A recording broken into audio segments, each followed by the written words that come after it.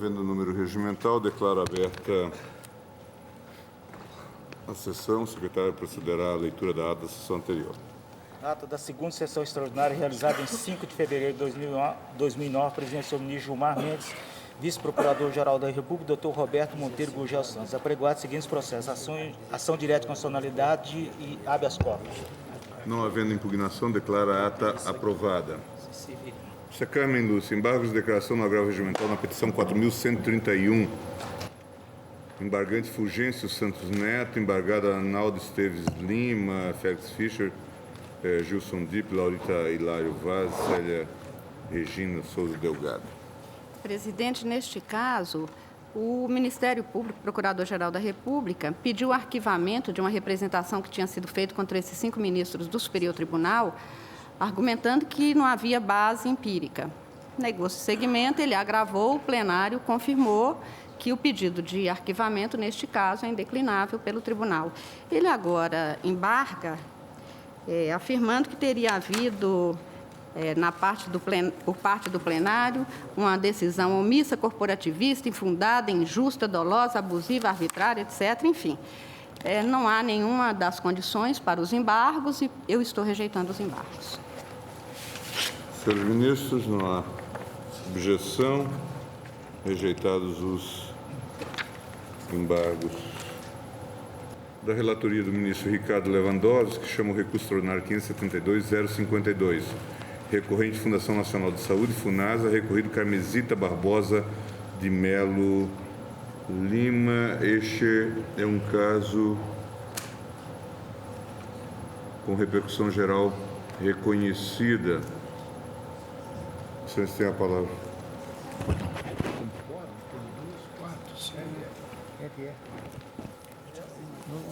Nem para repercussão geral? Acho que não, né? Não. Acho que é só para proposição. Senhor presidente, existem precedentes em casos análogos a este, de maneira que creio que meu voto será, como sempre, por parte de vossas excelências, de fácil compreensão e entendimento. É um recurso extraordinário interposto contra acórdão de turma recursal de Juizado Especial Federal, que, mantendo sentença monocrática, entendeu que a gratificação de desempenho de atividade de seguridade social e do trabalho, GDA-SST, instituída pela Lei 10.483 de 2002, deve ser estendida aos inativos em 60 pontos, a partir do advento da medida provisória 198 de 1994, convertida na Lei 10.971 de 2004, que alterou a base de cálculo da referida gratificação. O julgado recorrido, fundado no princípio da isonomia, declarou a inconstitucionalidade do artigo 7º da Lei 10.971 de 2004, que dispõe, naquilo que interessa, o quanto segue. Artigo 6º. A partir de 1º de maio de 2004 e até que seja editado o ato referido no artigo 6º da Lei número 10.483 de 2002, a gratificação de desempenho de atividade da Seguridade Social e do Trabalho, GDA-SST, será paga aos servidores ativos que a ela fazem jus no valor equivalente a 60 pontos. Artigo 7º. Esse é que foi declarado inconstitucional no acórdão recorrido. Aos aposentados e pensionistas que se enquadrarem no inciso 2 ou no parágrafo único do artigo 8º da Lei 10.483 de 2002, é devida a GDA-SST no valor correspondente a 30 pontos. Parágrafo único disposto no caput produzirá efeitos a partir de 1º de maio de 2004. Então, esclareço, senhor presidente, que para os servidores na ativa, esta gratificação seria no valor equivalente a 60 pontos, ao passo que o artigo 7º consigna que, para os inativos, ela corresponderia a 30 pontos. Neste RE, interposto com base no artigo 102, 3A e B da Constituição Federal, alega-se violação ao artigo 5º caput da mesma Carta e ao enunciado da súmula 339 do Supremo Tribunal Federal. Sustenta a recorrente, em síntese, que a GDASST é uma vantagem de natureza pro labore faciendo e a sua individualização baseia-se em critérios de desempenho institucional e coletivo relativos ao efetivo exercício de funções públicas. Afirma ainda que, ao estender aos inativos o recebimento da gratificação em percentual igual ao percebido pelos servidores da ativa, o acórdão recorrido, ao contrário do que nele consignado, viola os princípios da isonomia por tratar de forma igual situações distintas.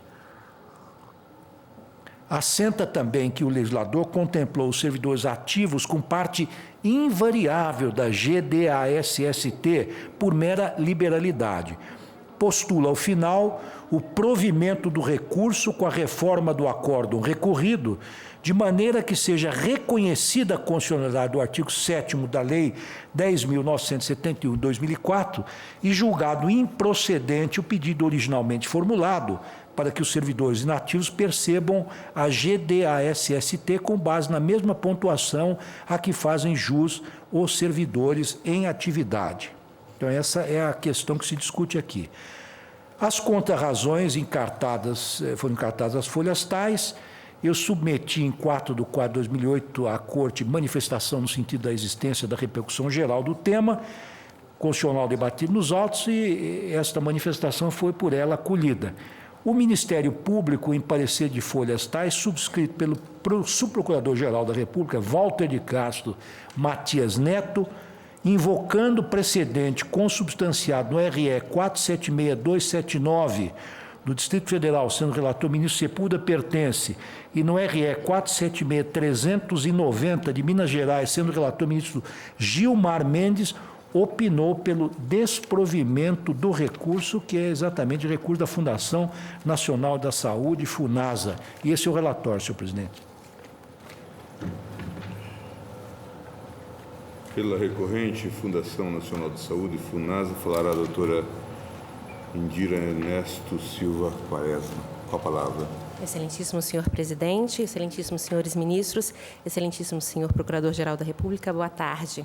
A Procuradoria-Geral Federal vem em nome da Fundação Nacional de Saúde ocupar essa tribuna para discutir a gratificação de desempenho de atividade de Seguridade Social e do Trabalho.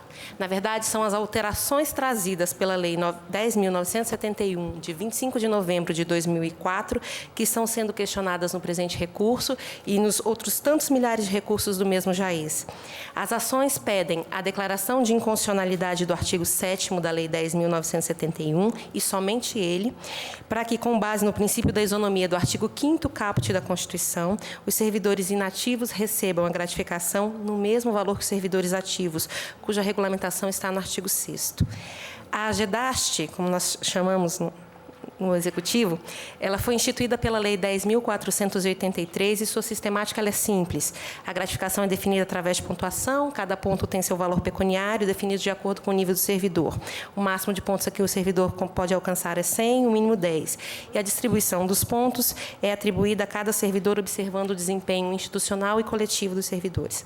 Quanto aos aposentados, a GDAST, a legislação previu que ela integraria os seus provimentos de acordo com a média dos valores recebidos nos últimos 60 meses, ou com o valor correspondente a 10 pontos, quando percebida por período inferior a 60 meses, ou se o servidor já estivesse aposentado recebendo pensão. Naquela oportunidade, na legislação, ficou assentado que a aplicação do disposto na lei não poderia implicar redução de proventos ou pensões, caso em que se resguardaria a irredutibilidade dos salários por meio da vantagem pessoal nominalmente identificada. Ministros, por força dos artigos 8º e 11 da Lei 10.483, entre novembro de 2002 e abril de 2004, a gratificação foi paga aos ativos no valor de 40 pontos e aos inativos e pensionistas no valor de 10 pontos.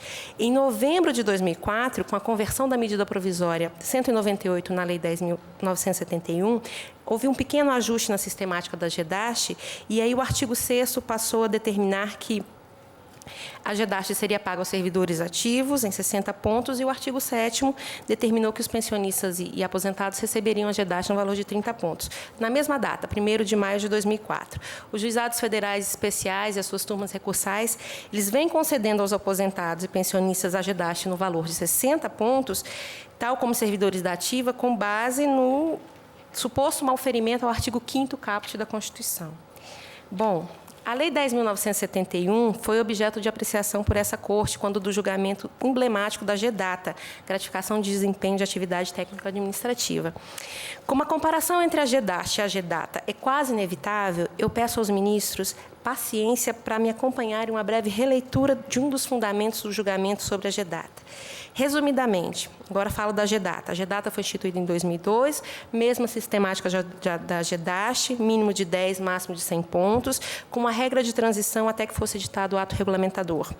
Os aposentados, então, ingressaram na Justiça requerendo que a GEDATA lhes fosse concedida em sua pontuação máxima desde a edição da lei. A súmula 16 da turma recursal do Distrito Federal fixou a GEDATA para os inativos em 50 pontos. Então, o STF apreciou a questão e fixou a GEDATA em 37,5 pontos entre fevereiro e maio de 2002 e para o período de junho de 2002 até a conclusão dos efeitos do último ciclo de avaliação, a que se referiu o artigo 1º da lei da medida provisória 198. A partir de então passaria a ser 60 pontos, passa a ser 60 pontos. No RE que o ministro Lewandowski cita, o RE 476279, o ministro Sepúlveda Pertence, ele tinha entendido que o acórdão da turma recursal do Distrito Federal não poderia estender aos inativos a alteração trazida pelo artigo 1º da Lei 10.971, uma vez que o fez com fundamento no princípio da razoabilidade e não com fundamento no artigo 40, parágrafo 8º da Constituição, mesmo porque, e são palavras do ministro Pertence, quando da edição da medida provisória 198, já estava em vigor a emenda constitucional 41 de 2003, que eliminou do texto constitucional a garantia de paridade entre vencimentos e proventos. Acontece que, naquele julgamento, o advogado das recorridas suscitou da tribuna a questão acerca da regra de transição contida no artigo 7º da emenda constitucional 41 de 2003, que, dada a redação do artigo 1º da Lei 10.971, garantiria aos inativos a percepção da GEDATA em sua pontuação maior. O artigo 7º da emenda diz que os proventos de aposentadorias dos servidores públicos, em fruição na data da publicação dessa emenda, serão revistos na mesma proporção e na mesma data, sempre que se modificar a remuneração dos servidores em atividade. O ministro Sepúlveda, então, revisando a sua posição, entendeu que a regra de transição do artigo 7º da emenda constitucional 41 se aplicava ao caso, pois as autoras já recebiam o benefício na data em que a emenda constitucional 41, entrou em vigor. O que se dessume dessa manifestação? O artigo 1º da Lei 10.971 só poderia ser estendido aos inativos por força do artigo 7º da Emenda Constitucional 41. E eu vou pedir aos senhores que aprisionem por alguns momentinhos, essa reflexão para que possamos voltar a ela depois de analisarmos a GDST. Diferentemente do que aconteceu com a GEDATA, o pleito de milhares de servidores da Seguridade não é para receber a GEDAST no seu valor máximo desde a edição da lei. O pleito na presente causa é receber a GEDAST em valor correspondente a 60 pontos a partir da Lei 10.971, com fundamento exclusivamente no artigo 5º da Constituição. A Lei 10.483, ministros, nasceu sob a égide do artigo 40, parágrafo 8º, com a redação da Emenda Constitucional 20 de 1998, que garantia paridade entre ativos e inativos em termos semelhantes ao artigo 7º da Emenda 41. Ou seja, o artigo 40, parágrafo 8º, garantia aos inativos que seus proventos seriam revistos na mesma proporção e na mesma data, sempre que se modificasse a remuneração dos servidores em atividade, mas não garantia igualdade de remuneração. Em nenhum processo que eu tive acesso, os servidores questionaram a constitucionalidade dos artigos 8º e 11 da Lei 10.483, que estabelecia a GDA-SST no valor de 10 pontos para os inativos e 40 pontos para ativos. Em nenhum momento anterior à Lei 10.971 invocou-se qualquer dispositivo constitucional para pôr termo à diferença de pontuação entre ativos e inativos. O questionamento sobre a GEDAST surge apenas quando ocorre o seu reajuste. E esse reajuste ocorre em um outro contexto constitucional, quando a paridade, como regra geral, é excluída da Constituição e passa a ser uma regra de transição previdenciária. O questionamento surge quando a paridade permanece apenas para quem já recebia o benefício na data em que a Emenda Constitucional 41 entrou em vigor. Aquele artigo 1º da Lei 10.971 tem o mesmo teor do artigo 6º, na medida em que ambos elevam as gratificações de servidores ativos para 60 pontos. Ora, se as vossas excelências entenderam que o artigo 1º da Lei 10.971 poderia ser aplicado aos servidores inativos, mesmo após o fim da paridade, baseando-se no artigo 7º da Emenda Constitucional 41, por coerência é de se esperar que, em relação à GDA-SST, vossas excelências também concluam do mesmo modo. Assim como no caso da GEDATA, a regra do artigo 7º da Emenda Constitucional 41 tem aplicação no caso da GEDAST. Quem já recebia GEDAST antes da emenda tem o direito de continuar recebendo. Todavia, nesse ponto, eu lhes peço que me deixem mostrar um caminho diferente do que foi trilhado no caso da GEDATA. Vossas excelências sabem melhor do que ninguém que paridade não é igualdade. Por isso, não é possível acoimar o artigo 7º da Lei 10.971 de inconstitucional em face do artigo 5º caput da Constituição, porque servidores públicos ativos e inativos não são iguais. O artigo 7º da Lei 10.971 tem que ser apresentado ao artigo 7º da Emenda Constitucional 41, e em face desse artigo é que nós poderemos verificar sua constitucionalidade. Ministros, a GEDAST dos inativos foi reajustada de 10 para 30 pontos pela Lei 10.971 em 2004. A GEDAST dos ativos foi reajustada de 40 para 60 pontos na mesma data. Cumprimos um dos requisitos do artigo 7º. Para atender o outro requisito do artigo 7º, da Emenda Constitucional 41, nós precisamos verificar se a proporção do reajuste foi a mesma. O reajuste dos servidores ativos foi de 50% sobre a pontuação, a dos inativos foi de 200%. Se os servidores inativos não recebiam o mesmo valor da GEDAST dos servidores ativos antes da Emenda 41, se não houve afastamento por inconstitucionalidade dos artigos 8º e 11 da Lei 10.483, que institui a GEDAST, não há respaldo constitucional para que, após a emenda, passem a receber a gratificação no mesmo valor dos ativos.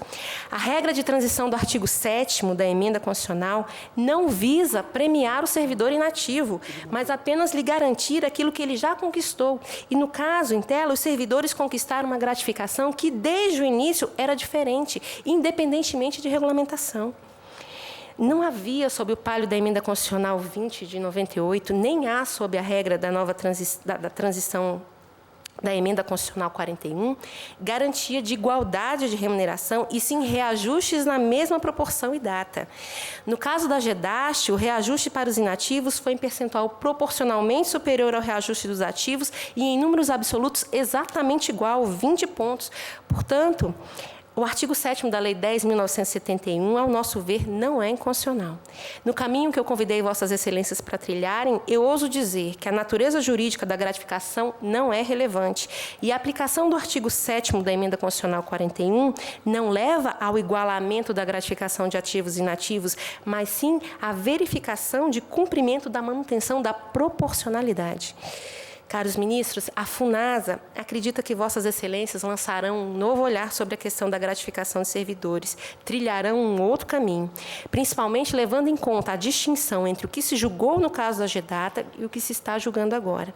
Este é o primeiro caso de gratificação de servidor federal submetido à apreciação de vossas excelências após a nova sistemática da repercussão geral, e o alcance é imenso. Por isso, ministros, se o entendimento de vossas excelências for no sentido da inconstitucionalidade do artigo 7º da Lei 10.971, em face do artigo 5º caput da Constituição, ou se sob qualquer outro fundamento entenderem que os servidores inativos devam receber a GEDAST em valor igual aos ativos, desde já a FUNASA requer que vossas excelências modulem os efeitos da decisão, de modo que o efeito erga omnes só ocorra após a sua publicação. Obrigada. Com a palavra, o ministro relator. Senhor presidente, a questão discutida nos autos trata da possibilidade de estender-se a gratificação de desempenho de atividade de seguridade social e de trabalho, GDA-SST, aos servidores inativos em igualdade de condições com servidores em atividade. A Lei 10.483, de 2002, que instituiu a GDA-SST, em seus artigos 5º, 6º e 8º, estabelece o seguinte. Artigo 5º. A GDA-SST terá como limites 1. Máximo 100 pontos por servidor e 2. Mínimo 10 pontos por servidor, correspondendo cada ponto aos valores estabelecidos nos anexos 4 e 5, conforme o período considerado. Artigo 6º. Ato do Poder Executivo disporá sobre os critérios gerais a serem observados para a realização das avaliações de desempenho institucional e coletivo e de atribuição da GDA-SST, inclusive na hipótese de ocupação de cargos e funções comissionadas. Parágrafo único. Os critérios e procedimentos específicos de avaliação de desempenho institucional e coletivo e de atribuição da GDA-SST serão estabelecidos em ato do titular do órgão ou da entidade, observada a legislação vigente. Artigo 8º. A GDA-SST integrará os proventos da aposentadoria e as pensões de acordo com 1. A média dos valores recebidos nos últimos 60 meses ou 2. O valor correspondente a 10 pontos quando percebida por período inferior a 60 meses. Parágrafo único. Às aposentadorias e às pensões existentes, quando da vigência desta lei, aplique-se o disposto no inciso 2º deste artigo. Posteriormente, como assinalado acima, foi promulgada a Lei 10.971 de 2004, resultante da conversão da medida provisória 198 de 1994, cujos artigos 6º e 7º encontram-se assim redigidos. Artigo 6º. A partir de 1º de maio de 2004, até que seja editado o ato referido no artigo 6º da Lei 10.483 de 2002, que é aquele ato de avaliação individual e coletiva, a gratificação de desempenho da atividade da Seguridade Social e do Trabalho será paga aos servidores ativos que a ela fazem jus no valor equivalente a 60 pontos. Artigo 7º. Aos aposentados e pensionistas que se enquadrarem no artigo 2º ou no parágrafo único do artigo 8º da Lei 10.483 de 2002, é devida a GDA-SST no valor correspondente a 30 pontos. Parágrafo único. O disposto no caput produzirá efeitos a partir de 1º de maio de 2004. Vê-se, pois, que a Lei 10.483 de 2002, instituidora da GDA-SST, assegurou aos aposentados e pensionistas a percepção da referida gratificação no valor correspondente a 10 pontos, o qual equivale à pontuação mínima conferida aos servidores em atividade. Com o advento da Lei 10.971 de 2004, a GDA-SST passou a ser paga indistintamente a todos os servidores da ativa no valor equivalente a 60 pontos, até a edição do ato regulamentador do processo de avaliação previsto no artigo 6º da Lei 10.483 de 2002. Já os inativos obtiveram uma majoração na base de cálculo de gratificação que foi elevada de 10 para 30 pontos. Bem examinada a questão, verifico que ela guarda identidade material com a discussão que se travou nesta Corte a respeito da gratificação de desempenho da atividade técnico-administrativa GDATA, em que pesem as ponderáveis razões expendidas pela douta advogada que representou a recorrente da tribuna. A diferença entre ambas as gratificações reside apenas nas categorias de servidores beneficiados.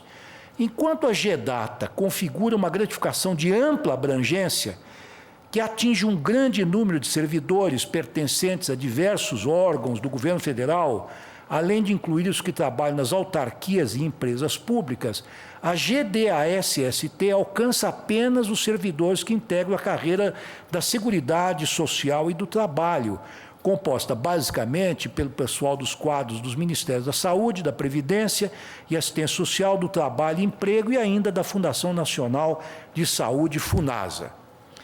A Lei 10.404 de 2002, instituidora da GDATA e também alterada pela já mencionada Lei 10.971 de 2004, prevê em seus artigos 5º e 6º o seguinte. Artigo 5º. A GEDATA integrará os proventos das aposentadorias e pensões de acordo com 1. A média dos valores recebidos nos últimos 60 meses, ou 2. O valor correspondente a 30 pontos quando percebida por período inferior a 60 meses. Redação dada pela Lei 10.971 de 2004. Parágrafo único. As aposentadorias e as pensões existentes quando da publicação desta lei, aplica-se o disposto no inciso 2º deste artigo. Artigo 6º, até 31 de maio de 2002, e até que sejam editados os atos referidos no artigo 3º, a GEDATA será paga aos servidores ocupantes de cargos efetivos ou cargos e funções comissionados e de confiança, que a ela fazem jus nos valores correspondentes a 37,5 pontos por servidor. O plenário desta Corte, dessa Suprema Corte, quando do julgamento dos recursos extraordinários 476.279 do Distrito Federal, relator ministro Sepúlveda Pertence, e 476.390 do Distrito Federal, relator Gilmar Mendes, portanto, decisões do plenário, fixou o entendimento de que a gratificação do desempenho de atividade técnico-administrativa, GEDATA, é extensível aos servidores inativos. Os acórdãos receberam as seguintes emendas. Gratificação de desempenho de atividade técnico-administrativa, GEDATA, instituída pela Lei 10.404 de 2002. Extensão a inativos. Pontuação variável conforme a sucessão de leis regentes da vantagem. RE conhecido e provido em parte para que a GEDATA seja deferida aos inativos nos valores correspondentes a 37,5 pontos no período de fevereiro a maio de 2002 e nos termos do artigo 5º, parágrafo único da Lei 10.404 de 2002, para o período de junho de 2002 até a conclusão dos efeitos do último ciclo de avaliação a que se refere o artigo 1º da medida provisória 198 de 2004, a partir da qual passa a ser de 60 pontos. Foi o acordo do ministro Sepúlveda Pertence. Já a ementa do acordo relatado pelo ministro Gilmar Mendes diz o seguinte: recurso extraordinário, gratificação de desempenho de atividade técnico-administrativa GEDATA, pontuação de acordo com desempenho, servidores inativos, pontuação pela regra de transição, artigo 6º da Lei 10.404, 2002, recurso extraordinário que se dá parcial provimento. Tais fundamentos, mutatis mutandis, aplicam-se a GDASST, uma vez que ambas as gratificações são calculadas com base em um mesmo sistema de pontos fundado em avaliações de desempenho institucional e coletivo. Colho do voto do ministro Sepúlveda Pertence, relator do RE 476.279 do Distrito Federal, o seguinte trecho, entre aspas: da leitura dos dispositivos legais, percebe-se claramente que se trata de uma gratificação paga em razão do efetivo exercício do cargo e variável conforme critérios de avaliação da instituição do servidor. No entanto, sendo a gratificação, como é, de natureza pro labore faciendo, é óbvio que aos inativos somente será devida a parcela fixa garantida a todos, porquanto o demais depende de avaliação dos servidores em atividade, que além disso não tem garantias do quantum lhe será permitido levar para a inatividade. Todavia, na sessão plenária 19/4/2007, o relator ministro Sepúlveda Pertence retificou o seu voto no sentido de reconhecer o caráter genérico da GEDATA, com base nos seguintes fundamentos, verbis, entre aspas. Afirmei em meu voto que o acórdão recorrido não poderia ter estendido aos inativos a alteração introduzida pelo artigo 1º da Lei 10.971 de 2004, com fundamento no princípio da razoabilidade ou no artigo 40, parágrafo 8º da Constituição, porquanto este já não continha a garantia de paridade entre vencimentos e proventos. No entanto, o artigo 7º da Emenda Constitucional 41 de 2003 determinou, sub aspas, que os proventos de aposentadoria dos servidores públicos titulares de cargo efetivo e as pensões de seus dependentes pagos pela União, em fruição na data da publicação desta emenda, serão revistos na mesma proporção e na mesma data, sempre que se modificar a remuneração dos servidores em atividade, sendo também estendidos aos aposentados e pensionistas quaisquer benefícios ou vantagens posteriormente concedidos aos servidores, fecha as subaspas. E continua o ministro Sepúlveda pertence. As autoras são pensionistas e já recebiam o benefício na data da emenda constitucional 41 de 2003, quando a emenda constitucional entrou em vigor. Resta saber se a disciplina instituída pela Lei 10.971, de 2004, para a GEDATA, permite a sua extensão em pontuação maior. É o caso idêntico ao que se discute aqui. Dispõe o artigo 1º da Lei 10.971, de 2004, resultante da conversão da medida provisória 198, de 15 de julho de 2004, o seguinte: artigo 1º. Até que seja instituída nova disciplina para aferição de avaliação e desempenho individual e institucional e concluídos os efeitos do último ciclo de avaliação, a gratificação de desempenho de atividade técnico-administrativa GEDATA, instituída pela Lei 10.404, será paga no valor correspondente a 60 pontos aos servidores ativos alcançados pelo artigo 1º da mesma lei, inclusive os investidos em funções comissionadas técnicas e funções gratificadas. E os ocupantes de cargo em comissão, respeitados os níveis do cargo efetivo e os respectivos valores unitários do ponto fixado no anexo 1 desta lei. Portanto, continua o ministro Sepúlveda pertence, a GEDATA se transformou numa gratificação geral em sua totalidade, razão pela qual deve ser estendida às autoras desde o momento em que os servidores ativos passaram a recebê-la sem necessidade da avaliação de desempenho.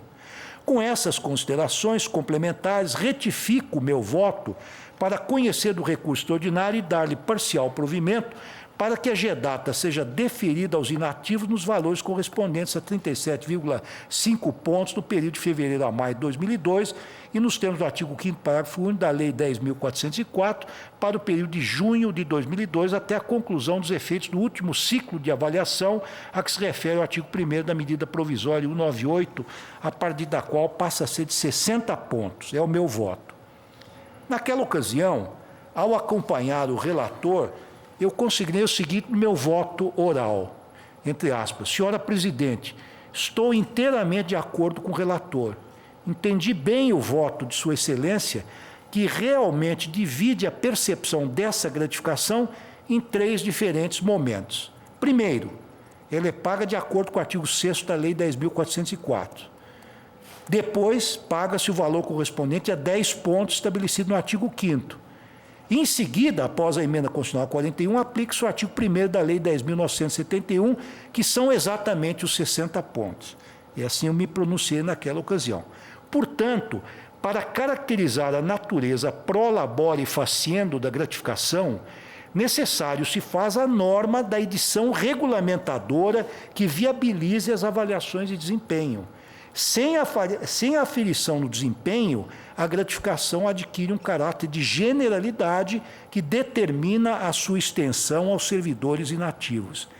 É certo ainda que, até a presente data, não se tem notícia da edição de norma que tenha regulamentado a Lei 10.483, de 2006, e que, assim, permita a realização das avaliações de desempenho institucional e coletivo para a atribuição de uma pontuação variável da GDASST aos servidores em atividade, às quais se refere o artigo 6º do referido diploma legal. Cabe ressaltar ainda que a autora, ora recorrida, é servidora aposentada que já recebia o benefício quando a emenda constitucional 41/2003 entrou em vigor, que lhe assegurava no artigo 7º o direito à paridade de proventos em relação à remuneração dos servidores em atividade. Destarte bem examinada a questão, entendo que não se constata no acórdão recorrido o alegado tratamento anti-isonômico, mas, ao revés, ele homenageia o artigo 40, parágrafo 8º da Constituição, que assegura aos servidores ativos e inativos o reajustamento dos benefícios, entre aspas, para preservar-lhes em caráter permanente o valor real, conforme critérios estabelecidos em lei. Na espécie, a falta de norma regulamentadora das avaliações de desempenho retira da GDASST a sua natureza pro labore faciendo, transmudando-a numa gratificação de natureza genérica que gera uma vantagem pecuniária extensível aos inativos. Caso assim não se procedesse, aí sim é que estaria sendo malferido o princípio constitucional da igualdade consagrado no artigo 5º caput da Constituição Federal, que, nas palavras de José Afonso da Silva, deve ser interpretado, entre aspas, especialmente com as exigências da justiça social, objetivo da ordem econômica e da ordem social. Então, senhor presidente, concluindo, pelo meu voto, conheço do recurso extraordinário, negando-lhe provimento. O eminente relator, portanto, conhece do recurso extraordinário, mas lhe nega provimento. Ministro Menezes, Direito. Senhor presidente, eu tenho já diversos precedentes na linha da decisão que foi adotada pelo Pleno com relação à GEDATA. Pelo que mostrou o eminente relator, não há diferença fundamental entre a GEDATA e esta gratificação que está sendo atribuída. Realmente chama a minha atenção que a lei originária, ela estabelecia a necessidade de uma avaliação de desempenho. E aí, se submetido o servidor à avaliação de desempenho, evidentemente que não se trataria de uma gratificação com a característica de generalidade. Mas essa lei 10.971, ao que tudo indica, ademais de elevar a pontuação dos inativos e dos pensionistas, dispensou também qualquer avaliação até os 60 pontos. E se há dispensa de avaliação, equipara-se à gratificação relativa à GEDATA, cujos precedentes são inúmeros a partir de decisão do Pleno. Com essas razões, eu acompanho também o relator, conheço do extraordinário, mas lhe nego o provimento. Excelência, portanto, acompanha o eminente relator. Ministra Carmen Lúcia. Presidente, também eu vou acompanhar o ministro relator, até porque, nesta matéria, o que há é uma grande confusão nas legislações que são feitas pela própria União, inclusive quando setorizam, como foi abordado aqui da tribuna pela nobre advogada.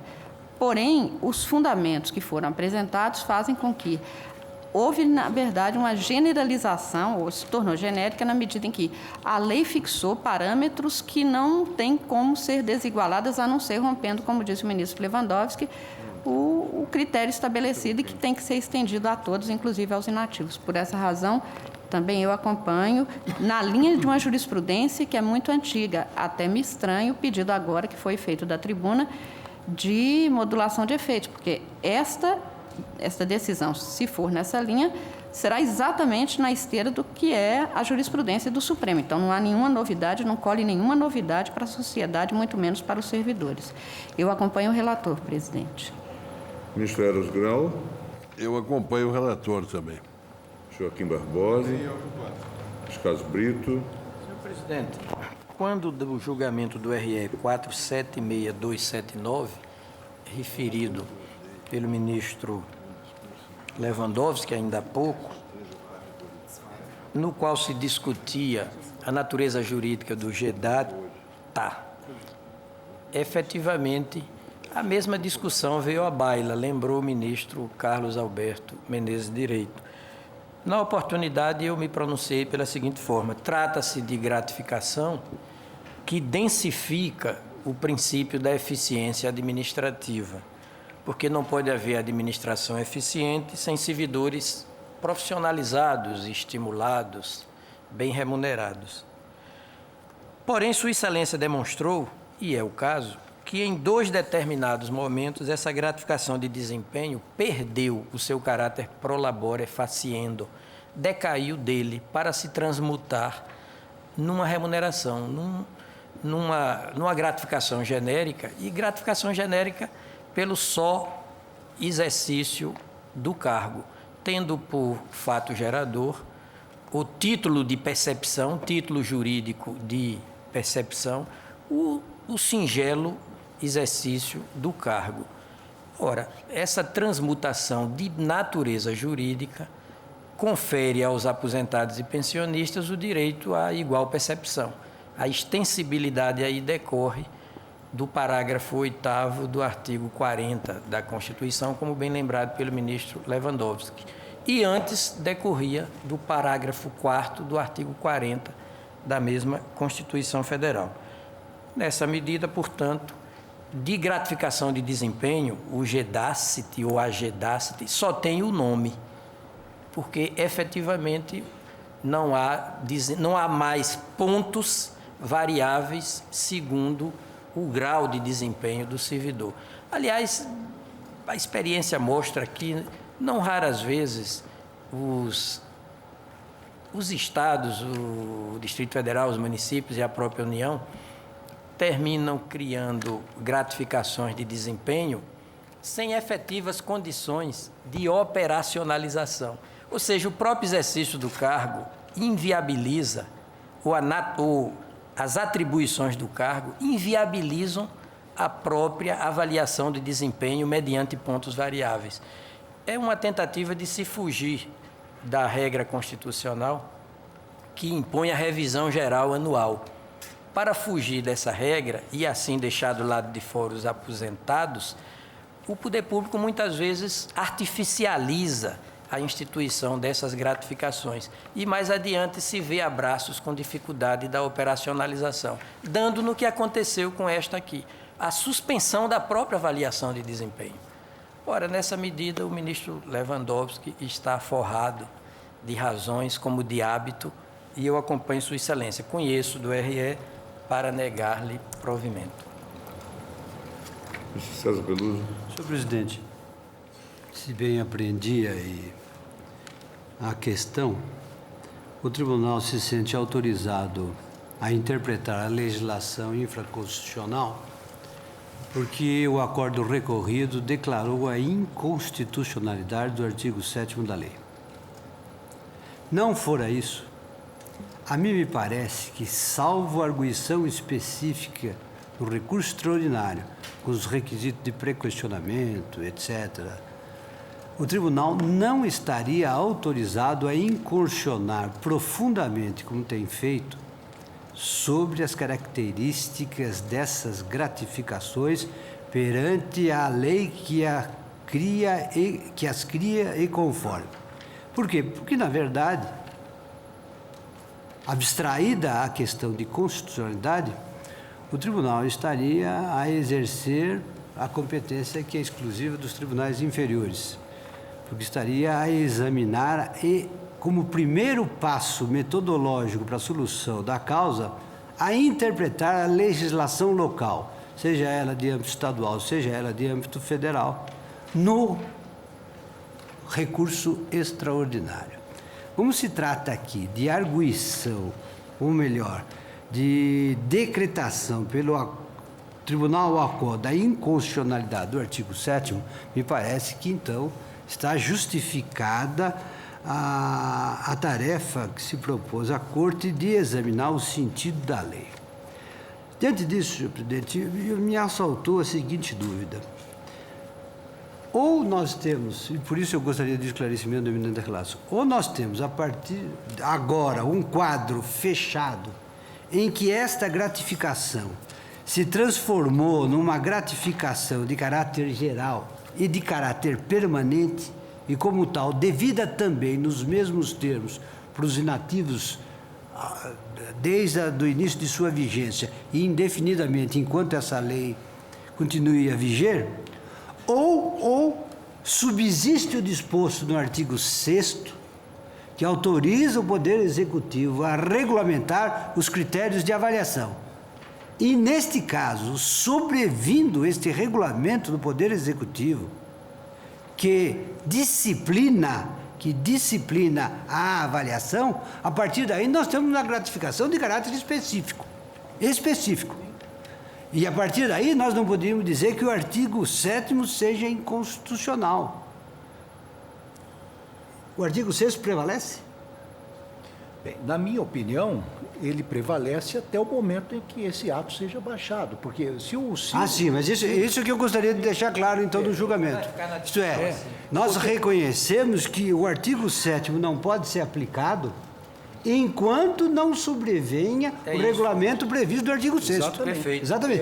Porque até lá nós temos uma gratificação de caráter geral, genérico, porque independe de qualquer avaliação. Exatamente. Sem dúvida. Então, com esta expressa observação, senhor presidente, eu acompanho inteiramente o voto do relator. Essa expressa observação. Isto é, de que, na verdade, a distinção de tratamento entre ativos e inativos, quando sobrevir o regulamento de avaliação, é constitucional e deve prevalecer. Porque não se pode aplicar aos inativos alguma coisa que depende da avaliação do trabalho de quem está em atividade. Luiz Peluso, se me permitir, é uma questão interessante, porque, veja, nós estamos julgando a matéria com relação a uma dispensa de avaliação até 60 pontos. O que me parece é que no momento em que se fez uma lei dispensando essa avaliação até 60 pontos, evidentemente a gratificação que é paga é genérica. A dúvida que vai haver é a seguinte: poderá vir uma regulamentação que imponha, então, uma avaliação abaixo dos 60 pontos? E aí a Corte vai ter de examinar. Sim. Porque, na realidade, o que aconteceu não foi a dispensa do artigo 6º, foi a manutenção do artigo 6º, mas a regra dessa lei posterior dizendo que não haverá avaliação até os 60 pontos. Então, os pensionistas e inativos que recebiam até 10 pontos, depois, numa outra lei, passaram a receber até 30 pontos, mantidos 60 pontos dos em atividade. Logo, a conclusão possível é de que a extensão tornará uma questão nova, saber se o Executivo pode retrotrair na regulamentação para impor uma avaliação abaixo dos 60 pontos.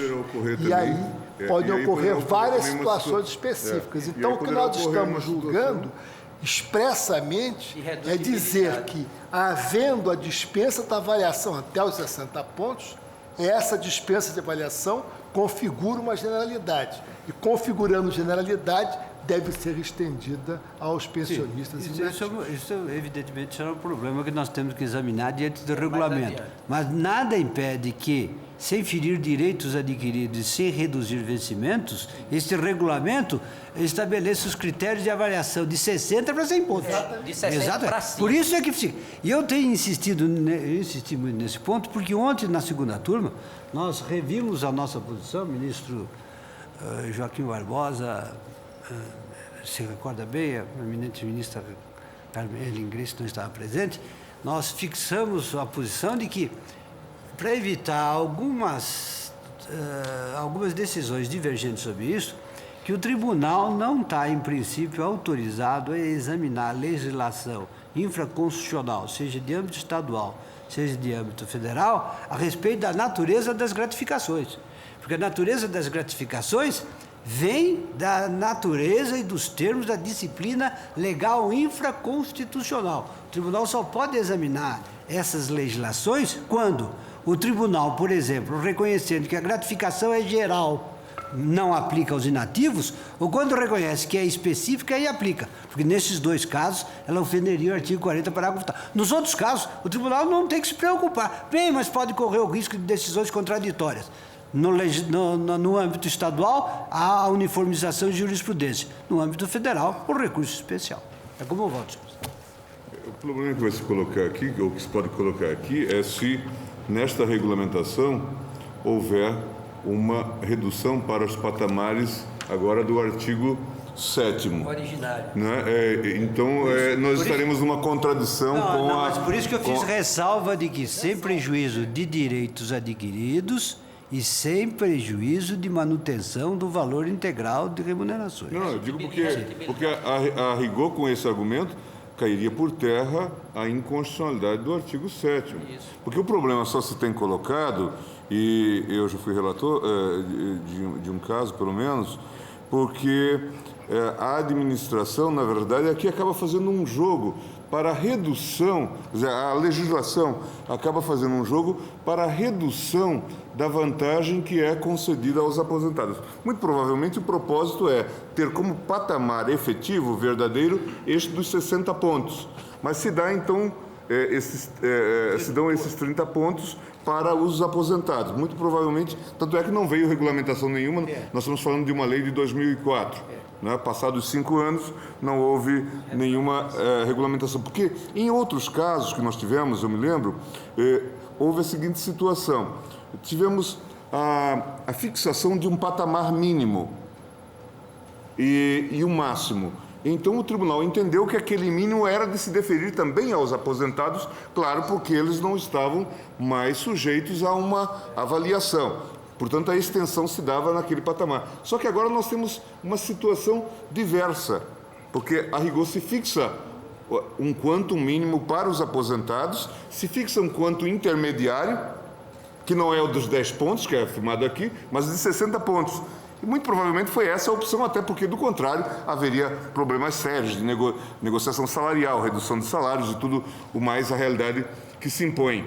Então, o meu medo em relação a essa ressalva é que nós, já que não podemos pronunciar uma inconstitucionalidade condicionada, né, temos que fazer alguma opção. Que, do contrário, pode ocorrer que se alguém diga, não, mas então o artigo 7º resgatou a sua constitucionalidade, especialmente se para o futuro vier uma regulamentação que vá para aquém dos 60 pontos. Aí não pode. Aí não pode. Bom. Aí seria redutibilidade. Aí... Não, mas poderia ser para os novos. Não, os novos não, porque os novos é aqueles que vão se aposentar no regime. E aí vão ficar sujeitos às regras gerais do regime. Então... Na verdade, de modo algum poderia dar menos que 60 pontos. De modo algum. Gilmar, se me permite, esse artigo 7º, ele de fato ele tem constitucionalidade no caso, porque ele está conjugado com o limite de 60 pontos numa avaliação. Ou seja, se a lei estabeleceu para todos o pagamento da gratificação no patamar de 60 pontos, e esse artigo 7º impôs um patamar de 30 pontos, nós estamos dizendo que nessa circunstância ele é inconstitucional porque ele fere o direito à isonomia. O que é que vai acontecer? Pode ocorrer, como disse o ministro Peluso, e eu anteriormente já tinha feito referência, que venha uma regulamentação, mas a partir dos 60 pontos. É isso mesmo. A partir dos 60. É a partir dos 60. Não pode haver uma regulamentação menor do que 60 pontos. Porque contradição. Não, porque o artigo 5º diz máximo de 100 pontos e mínimo de 10 pontos. Essa é a regra do artigo 5º. E o artigo 6º diz, a partir de 1º de maio de 2004, e até que seja editado o ato referido no artigo 6º da Lei 10.483, a gratificação de desempenho será paga aos servidores que a ela fazem jus no valor equivalente a 60 pontos.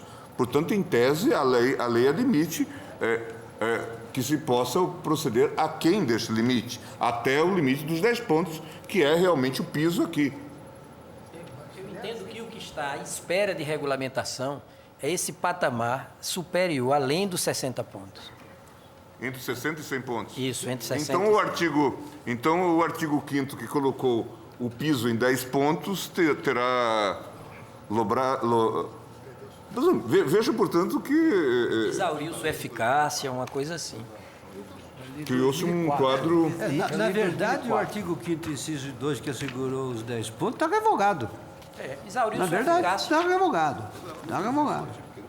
Ministro Peluso, e a minha dificuldade é que a mesma gratificação, ela terá caráter genérico até 60 pontos, será pro labore faciendo a partir de 60? É exatamente isso que vai acabar sucedendo se sobrevier essa regulamentação dos critérios de avaliação. A verdade, no fundo, é que a lei, que a lei deixa de regulamentar um instrumento realmente vamos dizer, de estímulo funcional, de capacitação, e depois, diante de reivindicações salariais, sai com essas soluções esdrúxulas que levam a esse tipo de perplexidade. No fundo, o que acaba vindo aqui é uma fraude ao direito dos aposentados, porque a gratificação tem este piso de 60 pontos e se está dando aos aposentados, não é, a metade. Como não se tem coragem de regulamentar os critérios de avaliação, então quer se contentar os aposentados com a metade daquele valor que é... Na verdade, como disse o ministro Carlos Brito, torna-se quase impossível estabelecer um ato regulamentador, porque as categorias são tão diversas, as situações são tão distintas, é quase uma missão impossível para que, por meio de um ato do Executivo, se estabeleça critérios de avaliação de desempenho. Então, é uma norma que me parece datavênia, até natimorta, dificilmente será colocada em prática. Normalmente, ministro, quando se tem o empenho, realmente, quando é para regulamentar, o que se faz na União e nos estados é soltar a lei e imediatamente a regulamentação, porque isso não gera, inclusive, expectativas nem pressões. E quando se deixa passar por algum tempo, você gera, inclusive, daquele que ficou numa situação de inferioridade, esse tipo de situação, porque até lá está se aplicando a todo mundo, ora, então eu tenho a igualdade, então eu vou atrás daquilo que... Essa lei de 2002. Exatamente, eu anotei. Todo o trabalho que se faz de um assessor legislativo, por exemplo, ou mesmo no âmbito da administração, é assim, você prepara a minuta da lei e da regulamentação, e sai sempre na sequência. Ministra Ellen Grace. Senhor presidente, ainda que com essa perplexidade de encontrar uma peça legislativa que crie, na realidade, dois tipos de gratificação, não só, uma que é pro labore faciendo potencialmente a partir dos 60 pontos e outra que tem caráter genérico e, portanto, se deveria estender aos aposentados igualmente, porque não prescinde de qualquer verificação de mérito. Eu acompanho integralmente o voto do eminente relator. Ministro Marco Aurélio. Presidente, estamos a julgar um recurso extraordinário e todos sabem que esse julgamento se faz a partir das balizas do acórdão impugnado. E verificando o acórdão, e assim a Lei 9.099 rotula o pronunciamento da turma recursal, muito embora não seja um órgão integrante de tribunal, discrepando, portanto, da nomenclatura quanto aos pronunciamentos judiciais constantes do Código de Processo Civil, verificando essa decisão, constato que não houve debate e decisão prévios sob o ângulo quer do artigo 40, parágrafo 4º, quer do artigo 40, parágrafo 8º, quer considerada a emenda constitucional número 41, no que ressalvou a situação dos aposentados. A recorrente não interpôs embargos declaratórios para ver prequestionada a matéria, nem tampouco a recorrida. Indaga-se qual foi a base da turma recursal, qual foi a base do juizado especial para estender aos inativos a parcela provisoriamente fixada em 60% própria aos ativos, a isonomia. Mas cumpre novamente questionar: é aceitável o descrime presente a condição de ativo e a condição de inativo? Para mim, sim. Uma coisa é ter-se, e reafirmo que essa matéria não foi objeto de julgamento na origem, preceito constitucional, como se tinha anteriormente, hoje já não se tem mais, a não ser quanto aos aposentados à época, considerada a emenda 41 de 2003, estendendo aos inativos qualquer benefício otorgado ao pessoal da ativa. Algo diverso é concluir-se que inativos não podem ter tratamento diverso, pouco importando a parcela, daquele emprestado quanto ao pessoal da ativa. A meu ver, aqui o descrime é constitucional. Não encaro de forma igualitária ativos e inativos sob esse ângulo. Não estou a questionar quanto à revisão dos benefícios. Estou aqui a perquirir se tem violência ao princípio isonômico no que veio à balha um ato normativo emprestando tratamento diferenciado presentes ativos e inativos quanto a uma parcela. A meu ver, a decisão, presidente, não se sustenta. Se o tribunal afirmar que a isonomia se impõe, terá que fazê-lo doravante, restabelecendo por via de consequência preceito que já não compõe mais a Constituição Federal, preceito que antes esteve no parágrafo 4º do artigo 40 da Constituição, na redação primitiva, que passou posteriormente para o parágrafo 8º e que veio a ser suprimido pela Emenda Constitucional 41, de 2003. Julgo, presidente, o conflito de interesses conforme colocado na decisão impugnada. O que nós tivemos inicialmente? Nós tivemos a criação de uma gratificação jungida à avaliação. Evidentemente, não se avalia desempenho de inativo. Avaliação do pessoal da ativa. E previu-se que ela corresponderia, no máximo, a 100 pontos por servidor e, no mínimo, a 10 pontos. Já nesse primeiro diploma, versou-se a situação dos inativos, dando-se aos inativos, sob o ângulo do direito à parcela, um tratamento todo próprio, e que, evidentemente, não pode ser desconhecido sob pena de se assentar, ou a menos que se assente a inconstitucionalidade, não pode ser desconhecido pelo Supremo.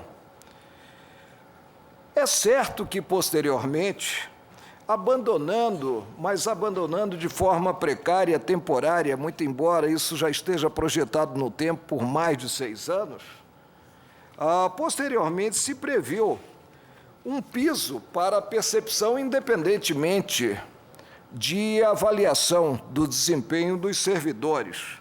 E cogitou-se aí de 60 pontos até a vinda da regulamentação prevista na Lei 10.483.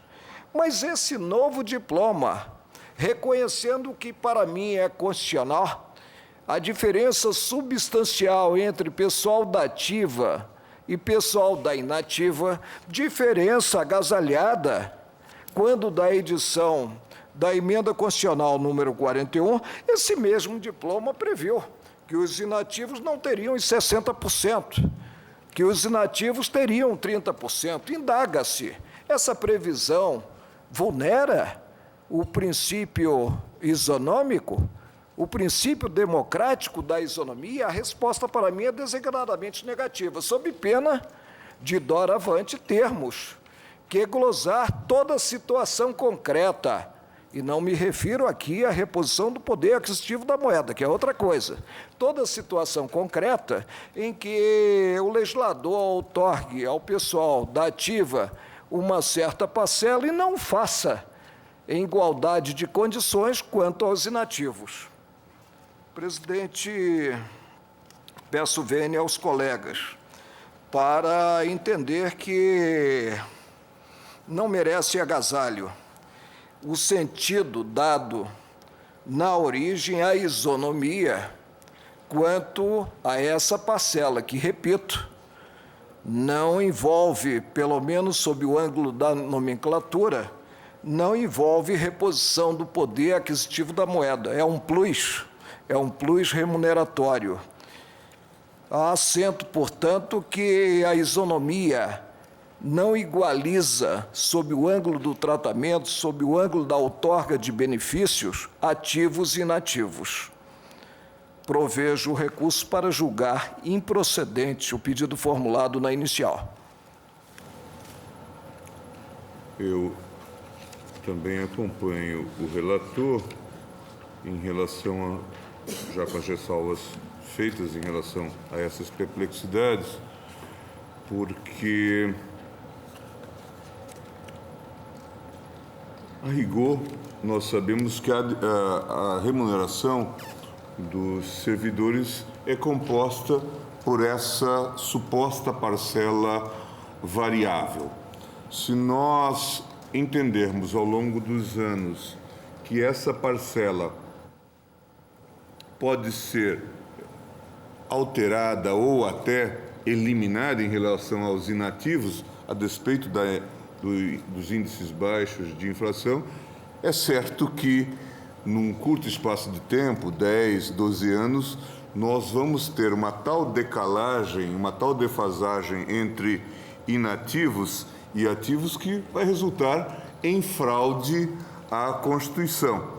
Porque, claro, vão se projetar aumentos ou revisões das gratificações, ou, sobretudo, vão se criar novas gratificações apenas para os da ativa. Só os servidores da ativa é que vão ser contemplados com esse benefício. Por isso que me parece arriscada a leitura do parágrafo 8º, agora do novo parágrafo 8º, do artigo 40, de modo a permitir ou dar à administração e à legislatura essa faculdade. Me parece que isto revelaria realmente a possibilidade de, em um curto espaço de tempo, provocar o aniquilamento dos proventos dos servidores inativos diante da insidiosa situação inflacionária, que de 4%, 5%, 6% ao ano acaba por levar, num acumulado de 10 anos, a uma expressiva erosão do poder de compra, do poder aquisitivo. Estou, todavia, em que é dado ao legislador fixar, tendo em vista a dificuldade de avaliação, num patamar mínimo a alteração dos proventos dos inativos. Patamar mínimo que seja observado também para aqueles servidores da atividades que estejam nessa faixa, nesse piso salarial. Mas aqui nós vimos que se criou uma situação, talvez para se engendrar uma suposta situação de constitucionalidade, se engendrou um quadro especial, porque se colocou que o piso formalmente seria de 10 pontos, mas se partiu já para os ativos do patamar de 60 pontos. E para os inativos, deu-se o patamar de 30 pontos. Portanto, a fraude à Constituição aí fica evidente. Nesse contexto, portanto, não tenho dúvida de acompanhar. Eu estou pedindo, venha o eminente ministro Marco Aurélio, e proclamo, portanto, o resultado. O tribunal negou provimento ao recurso, conheceu e negou provimento ao recurso. Agora, de qualquer forma, presidente, apenas um esclarecimento, não quero complicar o julgamento, né? Os beneficiários desta gratificação terão uma situação melhor do que os beneficiários da GEDATA. Porque, no caso da GEDATA, o tribunal, na sessão 19 de abril de 2007, ele fixou percentuais diversos, presente o pessoal da ativa, e o fez cogitando de 37,5 pontos de janeiro a maio de 2002 e de 30 pontos considerada a Lei 10.971, de 2004, que é a lei que está em jogo aqui, 30 pontos e não 60, quanto aos inativos. Porque esse era o patamar para o mínimo, talvez. Não, esse é o patamar a partir da Lei 10.971, que foi analisada pela Corte de Origem, o patamar para os inativos. Por isso é que eu tenho feito um padronizado com o seguinte teor. Em sessão realizada em 19 de abril de 2007, o Tribunal Pleno, julgando os recursos extraordinários 476.279, 476.390, decidiu a matéria versada neste processo. Na oportunidade, veio a prevalecer o entendimento segundo o qual a gratificação de desempenho de atividade técnico-administrativa tem uma outra nomenclatura, mas também regida pela lei que nós estamos a examinar. Instituída pela Lei 10.404, a lei primitiva é outra. É devida aos servidores nativos no valor correspondente a 37,5 pontos de janeiro a maio de 2002. Para o período posterior a maio de 2002, concluiu o colegiado que devem ser observados os termos do artigo 5º, parágrafo único da referida lei, e a partir de 25 de novembro de 2004, as alterações introduzidas pela Lei 10.971 de 2004, aquela alteração de 60 pontos, piso para o pessoal da ativa e 30 para os nativos, que implicaram as alterações, a fixação do percentual de 30%. Então, este plenário, nesse julgamento, 19 de abril de 2007, placitou a lei que imprimiu o tratamento diferenciado a ativos e inativos, né, e sinalizou que essa lei é válida sob o ângulo constitucional, no que fixou para os nativos, não os 60% dos ativos, mas os 30%. Mas no julgamento do RE 476279, se chegou para os inativos ao patamar dos 60%. Não, 30%. Não, a partir da qual passa a ser de 60%. Para o período de junho de 2002 até a conclusão dos efeitos do último ciclo de avaliação. 30%. Eu estou com um acórdão aqui. Né? Olha, aqui diz, coincide provido o RE, em parte, para que a GDATA seja deferida aos inativos nos valores correspondentes a 37,5% pontos no período de fevereiro a maio de 2002. Sim. E nos termos do artigo 5º, parágrafo único da Lei 10.404, de 2002, para o período de junho de 2002, até a conclusão dos efeitos do último ciclo de avaliação, a que se refere o artigo 1º da medida provisória 198/94, a partir da qual passa a ser de 60%. Vossa Excelência tem razão. Vossa Excelência tem razão no que... segundo o voto... Li a emenda desse... Apenas para retificar, presidente, né? O ministro Carlos Aires Brito tem razão no que, a partir do voto do ministro Sepúlveda Pertence, né, se versou que, a partir da medida provisória que foi convertida na lei aludida, a 10.971, que é de 2004, se teria a observância dos 60 pontos. Retifico, presidente, final do voto. O que seria o aditamento ao voto, mas me mantenho, porque fiquei vencido, inclusive naquela oportunidade, me mantenho na convicção primeira de que, a menos que assentemos, e aí a fraude tem que ser demonstrada como vício da vontade, a menos que assentemos a fraude à Constituição Federal, é possível ter tratamento diferenciado em termos de outorga de parcelas, não cogito aqui da reposição do poder aquisitivo da moeda, considerados ativos e inativos. Portanto, proclamo o resultado. O tribunal, por maioria, julgou, conheceu e negou provimento ao recurso extraordinário declarando, portanto, a inconstitucionalidade, né, do artigo 7º da Lei 10.971 de 2004. Então, simplesmente, nós estamos negando provimento ao acordo. Talvez, senhor presidente, seja mais prudente, porque poderão surgir situações futuras que terão que ser examinadas pelo plenário, e se nós nos limitarmos a negar provimento ao recurso, teremos, então, a liberdade plena de depois, enfim, nos ajustarmos a cada situação concreta que viemos apreciar. Até porque o pedido da demanda é expresso. Eles querem os 60 pontos, está aqui na transcrição. Sendo assegurado os 60 pontos, as demais questões ficam Secundarizadas. Perfeito. Então, julgou-se... Negou-se provimento ao recurso. Negou-se provimento ao recurso, vencido o ministro Marco Aurélio, que a ele dava provimento.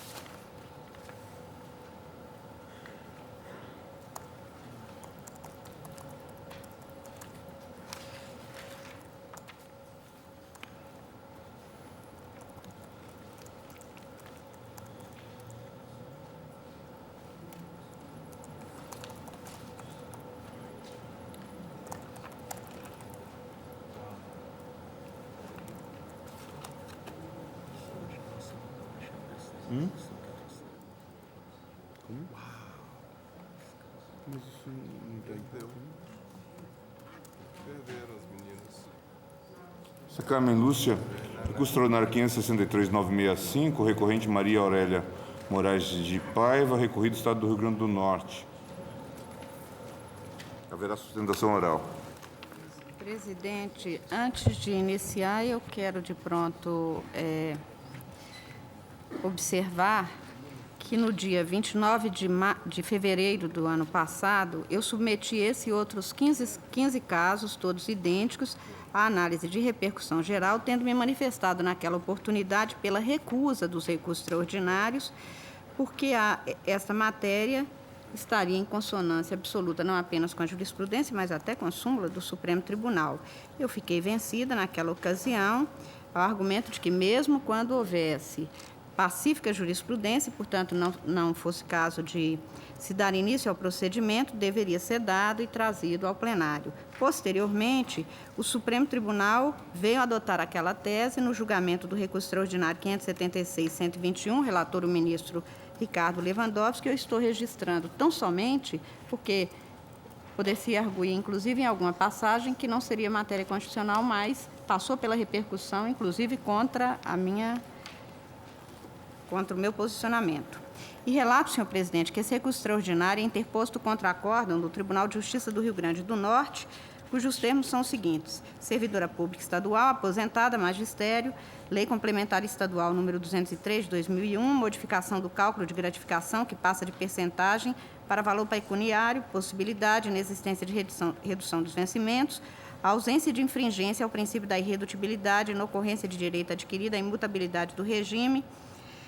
E no voto relator, o relator explica exatamente que a Lei Estadual, Complementar Estadual 203 tinha modificado a forma do cálculo sem haver qualquer afronta ao princípio, quer do direito adquirido, quer à irredutibilidade de vencimento.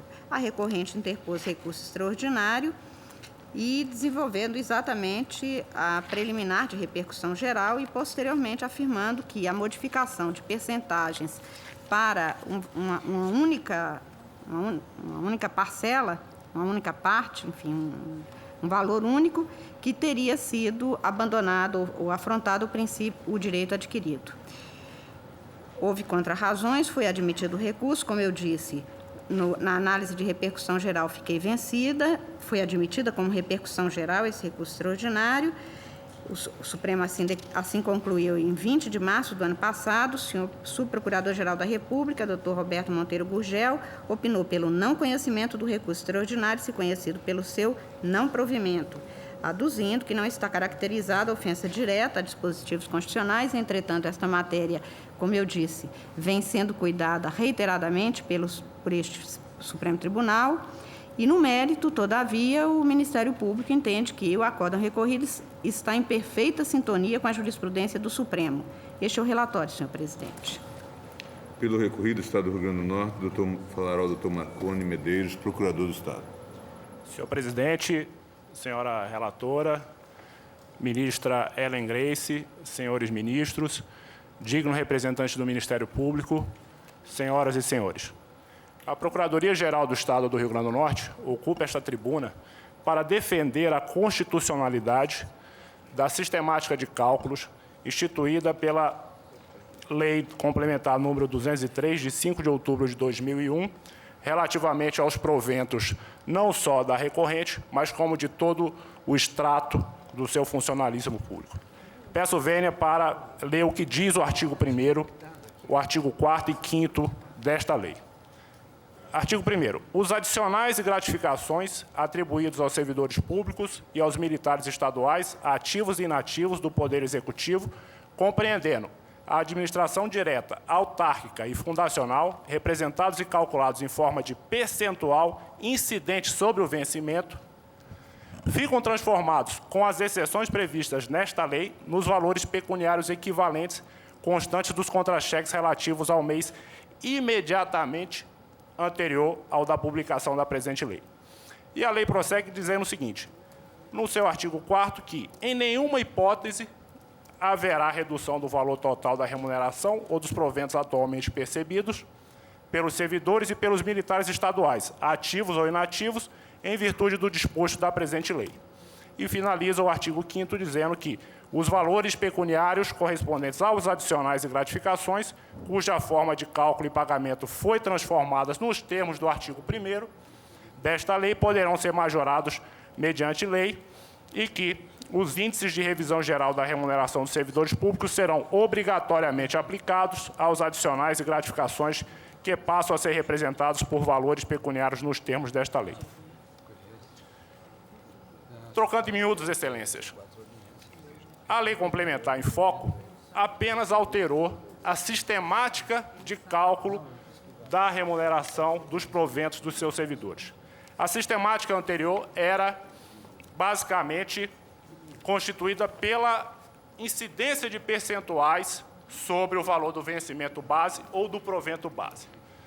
A partir da lei, estas gratificações que haviam sido incorporadas pela servidora aposentada ou pelos servidores aposentados passaram a ser fixados e pagos mediante parcela permanente nominalmente identificada. Esta sistemática de cálculo, ela teve por inspiração o que o governo federal fez em relação aos seus servidores, no que diz respeito aos quintos e aos décimos. Os servidores federais aposentados que tinham décimos e quintos incorporados tiveram essas vantagens transformadas em VPNI, ou seja, em vantagens pessoais nominalmente identificadas, que ficariam, então, sujeitas tão somente aos reajustes gerais implementados para o funcionalismo público em geral. A Procuradoria do Estado sustenta, na sua contestação e nas contrarrazões, o que, efetivamente, o Supremo Tribunal Federal fixou de há muito como jurisprudência pacífica, qual seja, de que os servidores públicos não têm direito adquirido a regime jurídico, não têm direito adquirido a uma dada fórmula de composição total dos seus vencimentos. Não pode o servidor público pretender, portanto, manter de forma eterna, de forma imutável, as rubricas que constam do seu contra-cheque, observado, obviamente, o princípio da irredutibilidade dos vencimentos, que tem previsão constitucional. Apenas para ilustrar, consta as folhas 23 dos autos, os contra-cheques da servidora, aquele relativo, o primeiro relativo ao mês de setembro de 2001 e o segundo relativo ao mês de outubro de 2001. Contra-cheque de setembro, imediatamente anterior à edição da lei complementar, e o de outubro, o imediatamente posterior. No contra-cheque de setembro de 2001, a servidora recorrente recebeu, a título de remuneração de proventos brutos, R$ 654,13. No mês de outubro, houve um acréscimo, na verdade. Ela recebeu R$ 932,53. De forma que resta cabalmente provado, é fato incontroverso, que não houve nenhuma afronta ao princípio da irredutibilidade dos vencimentos. Um outro aspecto que precisa ser colocado é que o vínculo dos servidores públicos com o Estado não é de natureza contratual, é um vínculo de natureza institucional, pelo qual o Estado fixa as condições em lei, unilateralmente, e só fica sujeito às limitações constitucionais. Uma delas, exatamente o princípio da irredutibilidade dos vencimentos, que, na hipótese vertente, conforme repetido, e vale repetir, foi estritamente observado. Gostaria, senhores ministros, de pedir venha para citar apenas 2 precedentes que revelam exatamente esta jurisprudência pacífica desta Corte de Justiça. No RE 226462, relator ministro Sepúlveda Pertence, foi afirmado o seguinte: recurso extraordinário, a aplicação de norma ou princípio à situação por eles não alcançada vale por contrariados. Estabilidade financeira, inexistência de direito adquirido de servidores ativos e inativos, a permanência do regime legal de vantagem correspondente. Pacífico no Supremo Tribunal Federal, a inexistência de conflito entre a chamada estabilidade financeira e o artigo 37, inciso 13 da Constituição Federal, que proíbe vinculação entre vencimentos. Daí não se segue, contudo, o direito adquirido do servidor beneficiário da vantagem à preservação do regime legal de atrelamento do valor dela ao vencimento do respectivo cargo em comissão, donde a legitimidade e a aplicabilidade imediata da lei que desvincule o reajuste futuro da vantagem àqueles vencimentos do cargo em comissão, submetendo aos critérios das revisões gerais dos vencimentos do funcionalismo. E o segundo precedente, mais recente, foi lavrado no julgamento por este Tribunal Pleno do MS 24875, também da relatoria do ministro Sepúlveda Pertence. E transcrevo apenas a passagem que interessa. Aspas, é da jurisprudência do Supremo Tribunal Federal que não pode o agente público opor, à guisa de direito adquirido, a pretensão de manter determinada fórmula de composição de sua remuneração total. Se da alteração não decorre a redução dela. Fecha-se aspas. Senhores ministros, a questão da estabilidade financeira, tão aventada no recurso da recorrente, ela é garantida exatamente pela revisão geral anual dos proventos dos servidores públicos. É essa revisão geral que assegura a manutenção do poder aquisitivo da moeda. Outra é a questão se essa revisão geral não é suficiente. Isso é outra questão. Mas, na hipótese vertente, existem mecanismos na própria lei que garantem a preservação do poder aquisitivo da moeda. E, para finalizar, o que precisa ser levado em consideração e o que precisa ser preservado é exatamente o valor do provento em termos absolutos, ou seja, o valor nominal que, conforme já ressaltado, foi plenamente observado. São essas as considerações que a Procuradoria-Geral do Estado do Rio Grande do Norte gostaria de fazer, agradecendo a atenção dos senhores e senhoras ministros. Mente a relatora. Presidente, a questão posta à apreciação deste Supremo Tribunal Federal traz um debate que se iniciou nos primeiros anos de vigência da Constituição, intensificando-se com as reformas administrativas que foram levadas a efeito na década de 90. Trata-se aqui do Instituto, apelidado pela jurisprudência de estabilidade financeira, adotada pelo direito administrativo antes mesmo do sistema constitucional de 88. Com o advento deste sistema é que passou a ser objeto de discussões judiciais mais reiteradas e constantes sob a alegação de choque entre a vedação de vinculação entre acréscimos e a garantia da irredutibilidade de vencimentos e da mudança de regime jurídico do sistema remuneratório do servidor público.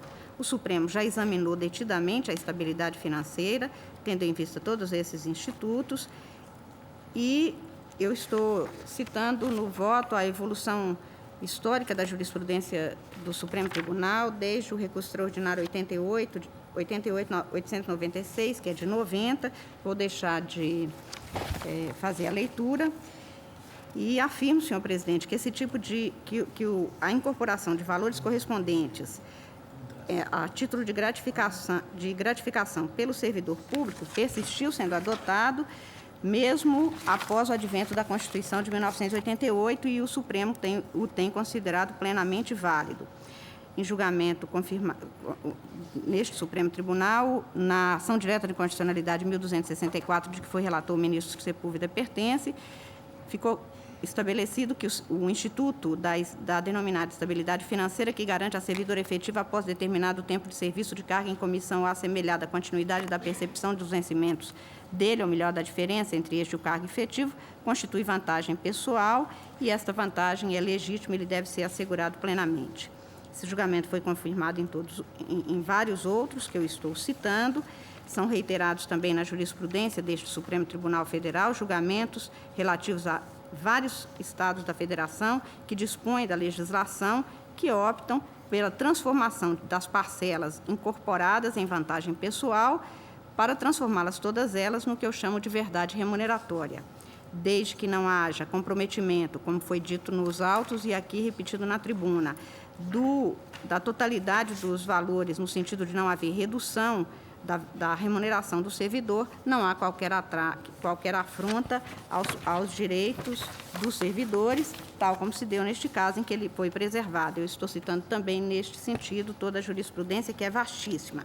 No caso dos autos, apesar de não se tratar de modificação da forma de cálculo de parcelas de funções ou cargos comissionados incorporadas aos servidores públicos, a jurisprudência do Supremo se aplica plenamente na forma construída por este Supremo Tribunal sobre a estabilidade financeira, que consiste basicamente na afirmativa da ausência de direito adquirido à forma de cálculo da remuneração, desde que respeitado o princípio constitucional da irredutibilidade de vencimento. Eu analiso rapidamente os dados havidos na espécie, em pauta, para apresentar a conclusão e encaminhamento de votação, senhor presidente, mas não posso deixar de fazer referência a uma jurisprudência que tem sido reafirmada neste Supremo Tribunal Federal e que foi posta em destaque no julgamento do recurso extraordinário 226.462, tendo sido relator eminente ministro Sepúlveda pertence, segundo o qual não desobedece apenas à legislação infraconstitucional federal ou local a análise de leis em questões que envolvam direito intertemporal, o que invariavelmente ocorre quando se discute a garantia constitucional do direito adquirido aurido da vertente constitucional. Digo isso em relação ao parecer do Ministério Público, que inicialmente dizia que não haveria afronta constitucional, razão pela qual o encaminhamento tinha sido inicialmente por nem conhecer do recurso. Naquela ocasião, observou o ministro Sepúlveda pertence, aspas, senhor presidente, como relator, vejo-me obrigado a breves palavras sobre a irrogação de que estaríamos, em primeiro lugar, o meu próprio voto, a substituir o Tribunal de Justiça de Santa Catarina, naquela ocasião, na medida em que nos puséramos a verificar ou estabelecer o alcance de uma lei local e, com isso, sendo incoerentes com o bordão, que repetimos algumas centenas de vezes a cada dia, de que a ofensa à Constituição que dá margem ao recurso extraordinário há de ser direta e imediata, o que, de resto, acabou de lembrar o ministro César Peluso no recurso extraordinário anteriormente julgado. Continua, então, o senhor ministro Sepúlveda pertence. Presidente, esse bordão é real, mas tem alcance limitado. Refere-se aos recursos extraordinários pela letra A, em que se alega que determinada decisão ou certo ato público ou privado contraria a Constituição porque, primeiro, violou a lei e, por fazê-lo, ofendeu a Constituição. É afirmativa comum à jurisprudência de todas as cortes constitucionais que se recusam a esse exame da chamada inconstitucionalidade mediata por violação da norma interposta, como dizem todos os juristas, especialmente os italianos. Mas há duas situações, pelo menos, em que data vênia não é possível exercer a nossa função de guarda da Constituição sem primeiro interpretar a lei local. A primeira é a mais conspícua, a mais iminente das nossas funções constitucionais, o controle de constitucionalidade da lei, seja ela federal ou local. Não se declara inconstitucional ou constitucional uma lei sem entendê-la. A segunda é a que estamos praticando, Recordo com saudade as lições aqui dadas a esse propósito, com a elegância de estilo que legou ao filho pelo ministro Luiz Gallotti, a mostrar que não é questão de direito local a solução dos chamados conflitos no tempo de leis locais, dada a garantia constitucional da proteção do direito adquirido, do ato jurídico perfeito e da coisa julgada contra a lei superveniente. São questões cuja solução igualmente pressupõe que se entenda e se determine o alcance das leis postas em confronto, ou não se poderá dizer da existência ou da inexistência de retroatividade vedada. No caso em foco, a remuneração dos professores do Estado do Rio Grande do Norte compunha-se pelo vencimento básico e pelos seguintes percentuais: adicional por tempo de serviço, devido nas condições estabelecidas. Essa parcela era individual e, portanto, dependia da situação de cada professor. B, gratificação de aperfeiçoamento, especialização e atualização profissionais concedida aos portadores de curso de aperfeiçoamento, parcela que também tinha natureza individual. Gratificação de exercício em sala de aula atribuída como limite máximo mensal percentual de 145%, incidente sobre o salário básico dos cargos de professor e de especialista, cuja concessão dependia da comprovação da atuação dos professores e especialistas de educação em atividades pedagógicas vinculadas à sala de aula, que se contém exatamente na Lei Complementar Estadual 134 de 95. Em 2001, o Estado do Rio Grande do Norte publicou a Lei Complementar número 203, destacando-se em seus artigos 1º e 5º que: artigo 1º, os adicionais e gratificações atribuídos aos servidores públicos e aos militares estaduais ativos e inativos do Poder Executivo, compreendendo a administração direta, autárquica e fundacional, representados e calculados em forma de percentual incidente sobre o vencimento, artigo 53 da Lei Complementar número 122, de 1994, ficam transformados, com as exceções previstas nessa lei, nos valores pecuniários equivalentes, constantes dos contra-cheques relativos ao mês imediatamente anterior ao da publicação da presente lei. E depois que os valores pecuniários correspondentes aos adicionais poderão ser majorados mediante lei ordinária. Os dispositivos legais revelam, portanto, ter sido preservado o montante recebido pela recorrente, ou seja, não houve qualquer agressão ao princípio da irredutibilidade de sua remuneração, o que foi rigorosamente confirmado pelo acórdão recorrido. Houve, inclusive, expressa garantia de que, aspas, os índices da revisão geral da remuneração dos servidores públicos serão obrigatoriamente aplicados aos adicionais e gratificações que passam a ser representados por valores pecuniários, conforme exige a jurisprudência do Supremo Tribunal Federal. Não houve, portanto, senhor presidente, senhores ministros, no caso específico, qualquer ofensa à garantia de redutibilidade da remuneração ou de proventos e não há, na linha de jurisprudência deste Supremo Tribunal, direito adquirido à manutenção da forma de cálculo da remuneração, o que importaria em direito adquirido a regime jurídico remuneratório, inclusive do aspecto formal, razão pela qual, penso, o acórdão recorrido não está a merecer reforma, devendo ser mantido, pelo que eu conheço do recurso extraordinário, mas nego provimento a ele, mantendo o acórdão recorrido, e é como voto, senhor presidente. Presidente, relatora, portanto, nega provimento. Ministro Menezes de Direito. A Procuradoria arguiu uma preliminar de não conhecimento, que creio a ministra Carmen Lúcia já repeliu, e, na realidade, eu tenho entendido que, quando a Corte reconhece a repercussão geral, ela passa a enfrentar a questão jurídica que foi posta. E o que nós estamos fazendo hoje é exatamente enfrentar a questão jurídica que foi posta. No caso, a saber se existe ou não existe estratificação das pensões com relação à modificação de lei posteriormente.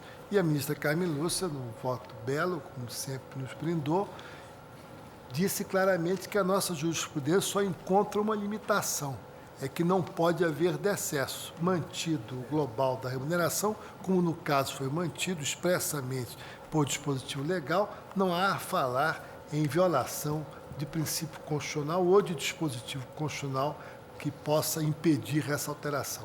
Eu acompanho Sua Excelência, conheço e nego provimento. Presidente Lewandowski. Senhor presidente, também acompanho a eminente relatora, louvando-lhe o belíssimo voto. Consta, inclusive, do acórdão recorrido que a servidora recorrente e ex-integrante do magistério estadual não sofreu qualquer redução em seus proventos. E da tribuna também foi demonstrado esse fato documentalmente e, evidentemente, a palavra do advogado tem fé pública. Houve apenas uma alteração na forma de cálculo dos proventos, eliminou-se os percentuais e esses percentuais encontraram expressão agora em pecúnia. E a atualização anual é feita de conformidade com a atualização geral dos vencimentos de todos os servidores públicos estaduais. Não vejo, portanto, ofensa ao princípio da irredutibilidade de vencimentos, nem ao direito adquirido, mesmo porque o servidor público não tem direito a uma determinada fórmula de cálculo de seus vencimentos. Acompanho, portanto, integralmente o belo voto da relatora. Ministro Eros. Eu também, senhor presidente. Eu acompanho a relatora. Ministro Joaquim Barbosa. Também acompanho a relatora. Ministro Carlos Brito. Presidente, eu ouvi atentamente o voto da eminente relatora. Rigorosamente está na linha da jurisprudência da Casa, consolidada. Mas eu tenho uma extrema dificuldade para absorver a tese. Não vou me demorar não, senhor presidente, porque, de fato, quando a Constituição fala de vencimento e de remuneração, me parece que quis mesmo fazer essa distinção entre um vencimento base, não é? Como se diz tradicionalmente, e acréscimos estipendiários que vigoram paralelamente a ele, de modo a compor a remuneração do servidor. E esse nome vencimento base, ele é autoexplicativo, não é? Ele é base para cálculo de outras gratificações. Não todas, mas se a lei cria uma vantagem e atrela essa vantagem ao vencimento base, eu tendo sempre a entender, a lei não estava obrigada a fazer isso. Podia criar uma vantagem estipendiária à látera do vencimento base. Aí, eu acho que se a lei faz isso, não pode mais recuar. Eu prometo trazer um voto em outra oportunidade mais elaborado. Neste momento, porém, peço vênia para divergir, senhor presidente, e dou provimento ao recurso. Senhores ministros, só consulto se nós nos estenderíamos por algum tempo, porque teríamos que interromper diante da visita do presidente da Namíbia. Mas o meu voto já antecipa, estou acompanhando integralmente a relatora. Presidente, eu indagaria a relatora qual é o defeito do extraordinário que teria ficado suplantado pela admissibilidade da repercussão geral. Eu me manifestei contra a repercussão? Contra o procedimento ou a preliminar do Ministério Público? Seria aqui preliminar. O Ministério Público arguiu que a matéria seria infraconstitucional porque a decisão administrativa que foi questionada estaria baseada na lei complementar do Estado do Rio Grande do Norte. E eu, por isso mesmo, trouxe aquela jurisprudência. Presidente, apenas para afirmar com vencimento, eu penso que a admissibilidade da repercussão geral não é um bio de indenidade quanto a defeitos do extraordinário. É possível, por exemplo, já que nós não enfrentamos essa matéria ao nos pronunciar no âmbito da informática quanto à repercussão, que se admita a repercussão geral no tocante a um recurso inexistente, por não contar o subscritor com instrumento de mandato à procuração. É possível que se admita a repercussão geral tendo em conta a falta de oportunidade da demonstração da irresignação na interposição do recurso. E essas matérias, evidentemente, ficam abertas para apreciação pelo colegiado. Não é? Agora, a meu ver, não prevalece o que é apontado pelo Ministério Público, porque se faz em jogo uma discussão sobre o direito adquirido. E nós temos, no acordo impugnado, os parâmetros da controvérsia, do conflito existente entre o Estado e a aposentada. Presidente, creio que não podemos potencializar a máxima segundo a qual não há direito adquirido a regime jurídico. Há sim, toda vez que a inobservância do regime jurídico repercuta no campo patrimonial do servidor. E se formos à Lei 8.112, que é a lei especial que rege a relação jurídica entre servidor e União, nós vamos ver que no ato da admissão do servidor é lavrado um termo, revelando o artigo 13 da 8.112, que desse termo... Vossa Excelência quer suspender, né? Está bem. Podemos suspender só por conta da visita. Eu, portanto, peço escusa, mas vamos ter que interromper a sessão diante do deslocamento do presidente da Namíbia. E voltamos então.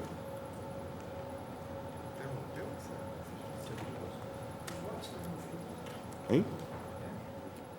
Presidente, se Vossa Excelência me permite, eu tive a impressão que os votos estão proferidos já. Não, o ministro Macoré estava votando. Pois não.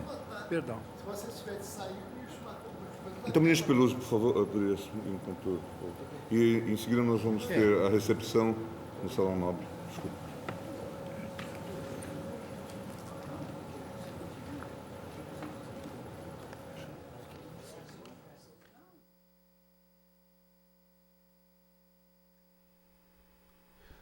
Portanto, apenas explicando para os telespectadores, em função da visita do presidente da República da Namíbia, Hifikepunye Pohamba, o ministro está saindo e a sessão continuará com a presidência do ministro César Peluso. A Lei 8.112, ela prevê expressamente no artigo 13, e ninguém acoimou esse artigo de inconstitucional, que quando da admissão do servidor federal é lavrado um termo do qual constarão direitos e obrigações, e vem a cláusula no artigo 13, inalteráveis por qualquer das partes, o que, evidentemente, é consequência do que acabei de dizer.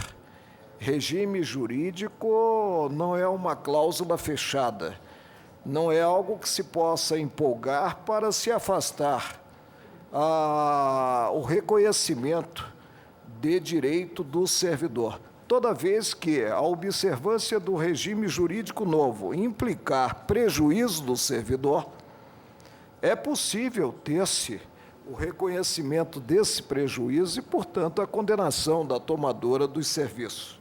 O que ocorreu na espécie, presidente? Se aposentou a servidora em 1995 e se aposentou considerados certos parâmetros.